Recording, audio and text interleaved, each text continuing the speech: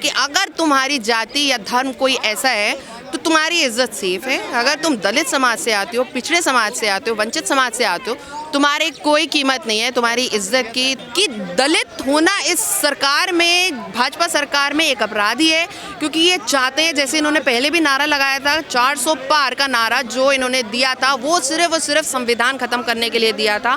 क्योंकि संविधान है तभी दलित है, तभी वंचित वर्ग है, तभी हम सारे धर्मनिरपेक्ष राज्य हमारा कहलाता है, हमारा देश कहलाता है। अगर संविधान ही नहीं रहेगा तो ये चाहते हैं कि मनुवाद ला के, मनुवाद जो मनुस्मृति है उसको लागू करके फिर से वर्ण व्यवस्था लाकर दलितों को पूरी तरह से कुचल दिया जाए। इनकी नज़रों में अगर दलित इंसान होता तो ये उन लोगों का भी एनकाउंटर कराते, उन लोगों को भी जेल में भिजवाते जो दलितों को, पिछड़े वर्ग को आज पेशाब पिला रहे हैं, लेटरिन खिला रहे हैं, उनको नंगा करके उनको गाड़ियों में उनके साथ अत्याचार कर रहे हैं, उनको रोड पे घुमा रहे हैं। एक लड़का, एक दूल्हा यदि अपनी बारात लेकर जाना चाहता है तो उसको घोड़े पे से उतार के उसको एहसास दिलाया जा रहा है कि तुम इस समाज का हिस्सा नहीं हो। तो अगर संविधान नहीं रहेगा, मैं सबको ये कहना चाहती हूँ कि अगर संविधान नहीं रहेगा तो सोच लीजिए आपके आने वाली जो जनरेशंस हैं वो भी नहीं रहेंगी। परमिशन नहीं थी आपको जाना देखिए, परमिशन तो जहाँ पे हम ले रहे हैं इन्होंने वहाँ पे भी कह दिया था कि आपको कोई परमिशन नहीं है जाने की। तो परमिशन आज इन्होंने ऐसा कर दिया है कि आपको 10 दिन पहले परमिशन ली जाएगी। आज अगर कोई हत्या हुई है तो 10 दिन बाद तक ये सबूत मिटा देंगे, 10 दिन बाद तक ये अपराधियों को संरक्षण दे देंगे, 10 दिन के अंदर अंदर ये लड़की को मार के, या जो लड़की जो पीड़िता है, लड़की है चाहे लड़का है, उसको मार के उसकी रात को बॉडी जला देंगे। तो इनका काम सिर्फ यही है कि 10 दिन का जो परमिशन का क्राइटेरिया इन्होंने रखा है वो सिर्फ एक चीज से रखा है कि अगर अपराध होगा हिंदू मुसलमान जाति एंगल दिया जाएगा। जाति अगर इनको सूट करती है तो ये अपराधियों को संरक्षण देंगे, जाति अगर इन्हें सूट करती है तो अपराधियों को बचाने की हर तरीके से कोशिश करेंगे। जाति अगर ऊपर ब्राह्मण की है या फिर ठाकुर की है तो उसको हर तरीके से प्यार करेंगे, पुचकारेंगे। वो देखिए बिल्किस बानो के अपराधियों को निकाल के इन्होंने किस तरह से माला पहनाई। तो ये भी बहुत निंदनीय है जो ये सरकार का जो मॉडल है, जो कहते हैं अपराध मुक्त हो गया है और इनका मॉडल है बुलडोजर राज है, अब इसके बाद ये सब चीजें कैसे हो जा रही है? देखिए, बुलडोजर, मैंने आपको कहा ना, जाति देख के धर्म देखकर ही चलता है। अगर किसी मुसलमान ने ये कर दिया होता अपराध या किसी दलित ने कर दिया होता तो उसके घर पे बुलडोजर चल गया होता, पर ये बुलडोजर नहीं चला क्योंकि उन्होंने नारे लगाए थे कि वो एक ठाकुर है या फिर ब्राह्मण समाज से आते हैं। प्रेम का बता रहे, देखिए, क्योंकि दलित लड़की है, दलित परिवार का मामला है तो प्रेम प्रसंग कहेंगे ना उसको, क्योंकि पहले आपने विपक्ष को मिलने नहीं दिया, उनसे अपने नेताओं को भेज दिया, उसके परिवार पे दबाव बना दिया। क्या पता उसको मारने की धमकी दी हो उसके परिवार को, क्या पता किस तरह से बाकी चीज़ों को इन्होंने दबाने की कोशिश की, हर तरीके से प्रेशर बनाने की कोशिश की है। तो ये चीज़ें हमें एनालाइज करने की बहुत ज़रूरत है। पकड़ा गया, अब आप लोग क्या चाहते हैं? पकड़ा तो गया पारस ना, पकड़ा गया है। हमारे काफ़ी सारी डिमांड्स हैं कि उसके 2 करोड़ का कॉम्पनसेशन मिलना चाहिए क्योंकि माँ की हत्या हुई है। बाकी फास्ट ट्रैक कोर्ट पे इसको जल्दी मामले को ख़त्म सुलझाना चाहिए। 3 महीने में चार्जशीट होनी चाहिए, 6 महीने में पूरा ट्रायल फास्ट ट्रैक कोर्ट में करके इसको ख़त्म किया जाना चाहिए। बाकी ज़मीन का पट्टा मिलना चाहिए। तो हमारी कुछ डिमांड्स हैं जो हमने की थी, हम लोग देना चाहते थे और वो हमने दिया है। हम लोग देंगे, प्रेसिडेंट मैडम को भी देंगे और हमारे जो माननीय हमारे प्रधानमंत्री जी हैं उनको भी देंगे। कुछ नहीं है, अगर ये कोई ठाकुर समाज से या कोई और समाज से लड़की आती तो इन्होंने ऐसा मापदंड अपनाया है कि महिलाओं को अब इन्होंने महिला नहीं रहने दिया है।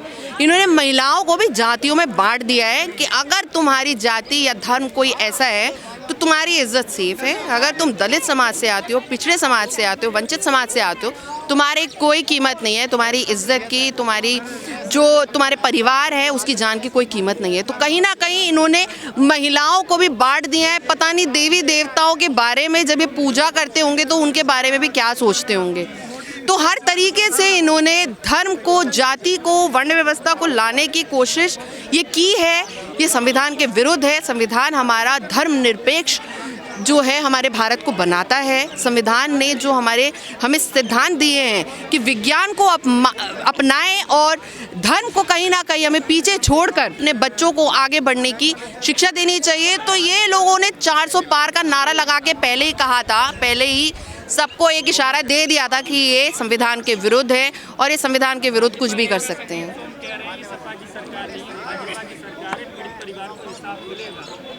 पीड़ित परिवार को इंसाफ मिलना होता तो बाबा जी के अनुसार बहुत पहले ही मिल गया होता, क्योंकि सभाओं में जाके जब वो ये कहते हैं कि जो अपराधी होगा, जो महिलाओं के खिलाफ अपराध करेगा, उसको हम चौराहे पे जाके उसको सज़ा देंगे। अपराधी भी बरामद हो गया, लड़की ने भी बता दिया कि उसके सामने कैसे उसकी माँ की हत्या की गई थी और उसको उठा के लेकर जाया गया। पता नहीं उसके साथ 72 घंटे में क्या क्या किया होगा। तो सरकार को सबसे पहले उस लड़की को भी प्रोटेक्शन देनी चाहिए कि कहीं ना कहीं उसके ऊपर दबाव बना के बातों को बदला ना जा सके। अगर ये घटना उल्टी होती तो क्या अंजाम होता? तो बुलडोजर चल गया होता, ये दलितों को मार दिया, एनकाउंटर हो चुका होता, पूरे के पूरे गांव उड़ा दिए जाते, ये गांव वाले ही दलितों को मार देते, वही पूरे गांव उड़ा दिए जाते। कुछ भी इसको इस तरीके से रंगदारी कर दी जाती कि आपस में ये लोग धर्म के नाम पे मर गए, लड़के मर गए, या फिर जाति के नाम पे लड़के मर गए। सरकार अपना पल्ला इस तरीके से झाड़ती कि लोगों को, गांव वालों को ही इस तरीके से फंसा देती कि आपस में ये लड़के मर गए। तो क्या आप लड़कियों को फूलन देवी बन जाना चाहिए? फूलन देवी बिल्कुल बन जाना चाहिए, क्योंकि बिल्किस बानो ने जब चाहा कि उसको सरकार के संरक्षण मिले, उसको सहायता मिले, तो इसी सरकार ने उसके अपराधियों को निकाल के बकायदा माला पहना के स्वागत किया। राम रहीम जिसको लाइफ इम्प्रिजनमेंट दिया गया, उम्र कैद की सज़ा दी गई है, 40 से 50 दिन वो साल के निकल कर पैरोल पे अपनी मस्ती मना रहा है। यहाँ पे हमारे देश में बकायदा जाके वो प्रवचन दे रहा है ऑनलाइन। क्या उनको परमिशन मिलनी चाहिए? हम यहाँ पे आवाज़ उठा रहे हैं महिलाओं के लिए, हम यहाँ पे आवाज़ उठा रहे हैं वंचितों के लिए, तो हमें कह रहे हैं 10 दिन पहले की परमिशन मिलनी चाहिए। उनको 40 से 50 दिन का पैरोल आप दे रहे हैं, उनको किसने परमिशन दिया कि वर्चुअल प्रवचन करो? तो कहीं ना कहीं ये जो इन्फ्लुएंस बनाने की कोशिश की जा रही है, धर्म के नाम पे किसी भी तरीके से तोड़ा मरोड़ करने की समाज को कोशिश की जा रही है, तो ये गलत है।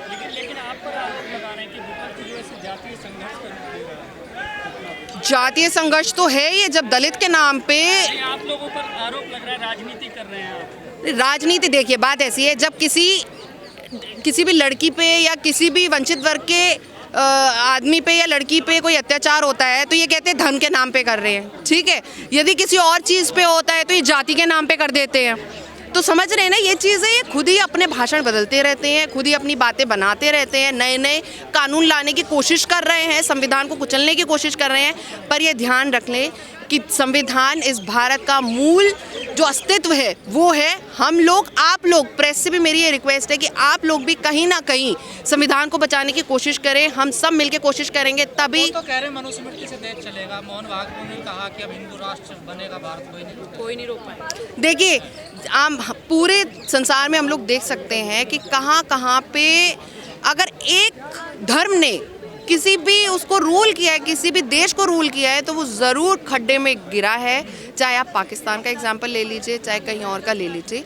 तो अगर ये चाहते हैं कि हिंदू राष्ट्र बने तो मतलब ये संविधान के विरुद्ध जा रहे हैं, क्योंकि हमारा संविधान कहता है धर्मनिरपेक्ष, हमें अधिकार है, हमें राइट देता है हमारा संविधान कि हम किसी भी तरीके संविधान को मानता है तो विरोधी करता ना, हमें बाबा साहब के पुतले जलाता। आरएसएस का भी मानता संविधान। संविधान को ये नहीं मानते तो हम भी तो हैं संविधान को मानने वाले।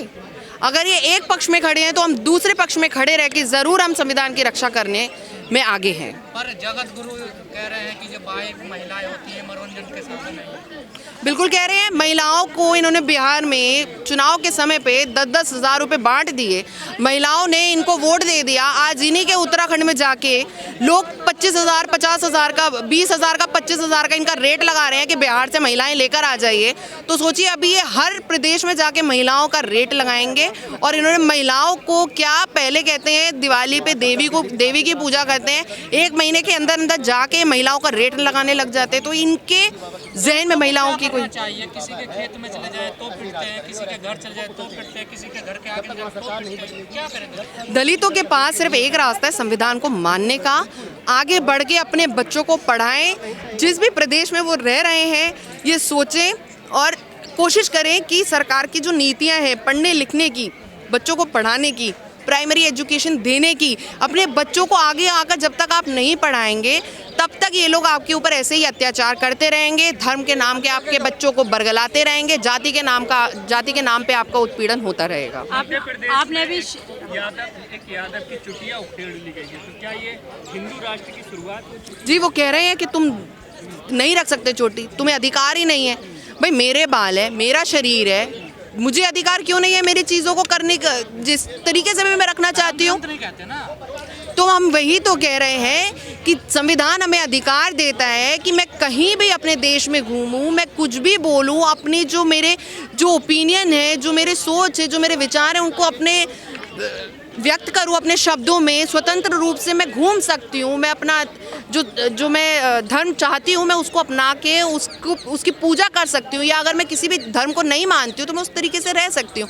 पर ये आज जिस तरीके से घटनाएं हो रही हैं दलितों के साथ, ये गलत हो रही है, चाहे चोटी के नाम पे, चाहे शादी के नाम पे, चाहे गांव में चलने के नाम पे, चाहे पढ़ने के नाम पे, कि ज़मीन पे बिठा देंगे, पानी नहीं देंगे, पानी नहीं दिया जाएगा, तो कहीं ना कहीं ये चीज़ें गलत है। अगर कल्पना स्वीकार की जाती है तो बहुजन लोगों का क्या हाल होगा और क्या बहुजन इसको स्वीकार करेंगे? देखिए, हिंदू राष्ट्र जो है ये कल्पना कर रहे हैं बनाने की, पर क्या हिंदू राष्ट्र में इनके अनुसार महिलाओं की कोई जगह नहीं है? क्योंकि आज इनके ही मंत्री, इनके ही नेता आकर महिलाओं का जो रेट लगा रहे हैं 20,000 25,000 की, बिहार से लेकर आ जाओ 20,000 रुपये में, 25,000 रुपये में, तो महिलाओं को सबसे पहले निकल कर आना चाहिए, दलितों को निकल कर आना चाहिए कि ये अगर अभी से रेट लगाने लग गए हैं तो अगर संविधान खत्म हो जाएगा, मनुवाद फिर से आ जाएगा, तो सोचिए वर्णवाद फिर से आ जाएगा, वर्ण व्यवस्था अगर फिर से आ गई तो आज ये संविधान होने के बाद भी आपको पेशाब पिला रहे हैं, लेटरिन खिला रहे हैं, नंगा घुमा रहे हैं, घोड़े पर चढ़ने नहीं दे रहे, उस समय क्या होगा? तो संविधान को बचाना ही आज सबसे बड़ा मुद्दा इस देश में बन चुका है, ताकि दलित, वंचितों और जो हमारी माइनॉरिटी है उनको भी बचाया जाए। कि विपक्ष के नेताओं को रोककर जो इनके विधायक हैं या इन लोगों के जो नेता हैं उनको जाने दिया गया, वहाँ पे पीड़िता के परिवार से मिलने दिया गया, ये किस लिए दिया गया? क्या इसको कुछ और रंग देने की कोशिश की गई? क्योंकि वो लड़की को उठा के ले जाया गया, उसकी माँ की हत्या उसके सामने कर दी गई, प्लस उसका बाप है, उसका परिवार वहाँ पे अकेला रह गया, लोगों को जाकर उनको सांत्वना भी नहीं व्यक्त करने दी गई। तो कहीं ना कहीं सरकार लग रहा है कि जो दोषी है, क्योंकि उन्होंने नारा लगाया था कि वो ठाकुर परिवार से है या फिर ब्राह्मण परिवार से है, तो कहीं ना कहीं इनके दिल में इस जाति के लिए, क्योंकि योगी जी शायद उसी जाति से बिलोंग करते हैं, तो कहीं ना कहीं इनके दिल में सॉफ्ट कॉर्नर है। और क्योंकि दलित के साथ हुआ है, तो क्योंकि इनकी मनुस्मृति खुद ही नहीं कहती कि दलित या फिर जो वंचित वर्ग है वो इनके वर्णों का हिस्सा है, इनके समाज का हिस्सा है, तो दलित चाहे मरे, दलित महिलाएं हो चाहे पुरुष हो, मरे, उनके साथ कुछ भी होता रहे, ये उनको देखना पसंद नहीं करते और ना ही ये चाहते हैं कि उनके बच्चे आके पढ़ें, लिखें या फिर समाज का हिस्सा बने। जातीय संघर्ष की बात कर रहे थे डीआईजी वहाँ के, कि जातीय संघर्ष कुछ लोग कराना चाह रहे थे, बड़ी साजिश को नाकाम कर दिया हमने। इनका यही काम है, हिंदू को मुसलमान के खिलाफ लड़ा दो, मुसलमान को किसी और के खिलाफ लड़ा दो, जाति वर्ग में किसी को जाटव को ब्राह्मण के खिलाफ भड़का दो, ब्राह्मण को पंडित के खिलाफ भड़का दो। तो ये यही करते हैं और ये यही करना चाहते हैं, क्योंकि परसों हमारी पूरी टीम कांग्रेस की, हमारी अनुसूचित जाति की पूरी टीम, आदरणीय राजेंद्र पाल गौतम जी जो हमारे चेयरमैन हैं, उनकी अध्यक्षता में मेरठ जाने की कोशिश कर रही थी। परमिशन बाकायदा हमारे डिपार्टमेंट से, ऑफिस से पहले गई थी, जहाँ पे हमारे ये व्यक्त किया गया था कि हमारी पूरी टीम जाके सांत्वना व्यक्त करेगी वहाँ पे परिवार के साथ, उनको थोड़ा सा सहायता देने की कोशिश करेगी, पर हमें रोक लिया गया, टोल पे ही रोक लिया गया। हमें कहा गया कि आधा घंटा आप लोग इंतज़ार करिए। हम लोगों ने आधा घंटा पुलिस की बात मान के इंतज़ार किया। आधे घंटे के बाद पुलिस आती है, हमारे साथ धक्का मुक्की करने लग गई कि आपको नहीं जाने दिया जाएगा, ना ही आपके जो 2-4 जो लोग हैं, जो मेन लोग हैं, उनको जाने दिया जाएगा और हम लेकर भी नहीं जाएंगे। धक्का मुक्की इस कदर की गई हमारे साथ कि हमें वहीं पे धरने पे बैठना पड़ा। और विपक्ष को कुचलने की जिस तरह से ये सरकार कोशिश कर रही है, ये संविधान के विरुद्ध है, क्योंकि अगर विपक्ष ही नहीं होगा तो आपकी हमारी आवाज़ उठाने वाला यहाँ पे देश में कोई नहीं बचेगा। जिस तरीके से जहाँ पे इनकी सरकार है, चाहे आप मध्य प्रदेश देख लीजिए, उत्तर प्रदेश देख लीजिए, लग रहा है